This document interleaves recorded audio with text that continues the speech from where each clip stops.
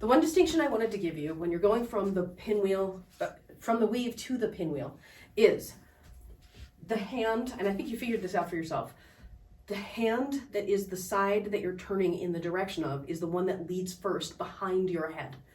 And if you look at it, like if I'm in my overhand weave and I turn to my right, so I'm going to turn toward the camera, which means you would be turning away from me if you did the same thing.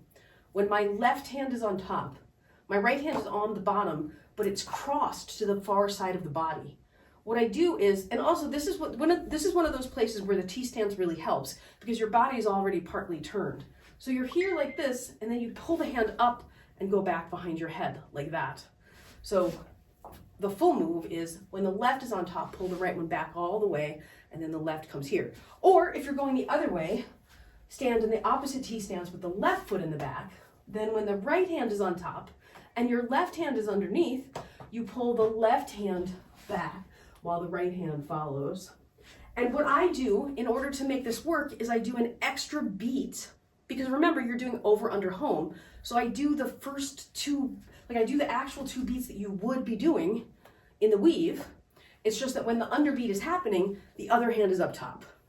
Or when the underbeat would be happening on this side, the left hand pulls back while the right one does the beat that's under it and then comes up behind the head. And then from underhand, I do it the opposite way. So I bring, if I'm turning to the left like I just did, my left hand comes to the front of my head while the right hand goes behind my head. And if I'm turning to the right, my right hand will come to front, then my left will go up. So from overhand, the hand that is the direction you're turning goes behind the head first. From underhand, the opposite hand goes behind the head first. And then the other thing is, once you have each of the 8 transitions, you can do a couple of different sequences that will really help you nail them in your muscle memory. Like this to this, to this, to this really fast, and then this to this, to this, to this. Then all 3 of them, this to this, to this, to this, or this to this, to this, to this, where I'm skipping the pinwheel on one side but not the other. Or you could do this to this, to this, to this, to this.